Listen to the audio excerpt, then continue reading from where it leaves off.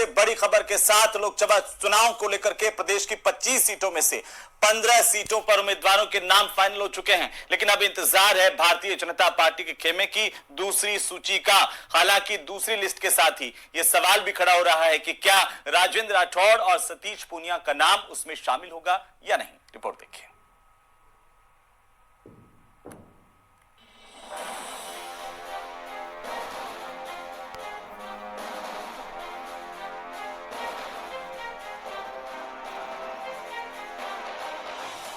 BJP की दूसरी list पर टिकी निगाहें। राजेंद्र राठौड़ और सतीश पूनिया को मिलेगा टिकट। क्या दूसरी लिस्ट से दूर होगी पहली लिस्ट से मिली निराशा? ये सवाल इसीलिए क्योंकि बीजेपी की पहली लिस्ट में राजेंद्र राठौड़ और सतीश पूनिया को जगह नहीं मिली। ऐसे में सबकी निगाहें जल्द आने वाली बीजेपी की दूसरी लिस्ट पर टिकी हैं और कयास लगाए जा रहे हैं कि बीजेपी राजेंद्र राठौड़ को राजसमंद या फिर जयपुर ग्रामीण से मौका दे सकती है, जबकि सतीश पूनिया को अजमेर से उम्मीदवार बनाया जा सकता है।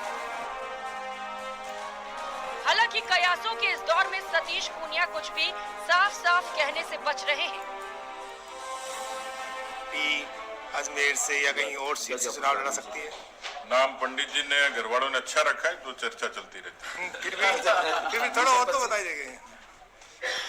मिशन 25 को क्या आप चुनाव लड़ने जा रहे हैं? सतीश पूनिया हो या फिर राजेंद्र राठौड़, दोनों ही विधानसभा चुनाव हार गए थे। ऐसे में उम्मीद की जा रही है कि दोनों को लोकसभा चुनाव में उतारा जा सकता है।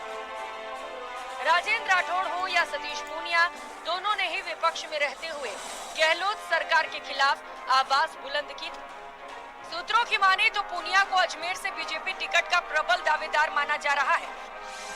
किशनगढ़ से बीजेपी सांसद भागीरथ चौधरी के चुनाव हारने के बाद पूनिया की टिकट मिलने की राह आसान मानी जा रही है। पूनिया का अजमेर के पैनल में 1 नंबर पर नाम बताया जा रहा है, तो वहीं दूसरी तरफ राजेंद्र राठौड़ की राजसमंद के बाद जयपुर ग्रामीण से भी मजबूत दावेदारी मानी जा रही है। दोनों ही जगहों के पैनल में राठौड़ का नाम 1 नंबर पर बताया जा रहा है। मैंने कभी नहीं कहा कि मैं कोई चुनाव लड़ने का हक रखता हूं। मैंने हमेशा कहा है पार्टी का धरातल का कार्यकर्ता हूं, पार्टी के आदेश की पालना करना है। अब इतने वर्ष जिस पार्टी के साथ रीति नीति दर्शन से जुड़े रहे, एक कार्यकर्ता का पद ही सबसे बड़ा पद है, वो उससे मैं संतुष्ट हूँ। हारने के बाद भी बीजेपी ने ज्योति मिर्धा को नागौर से उम्मीदवार बनाया है।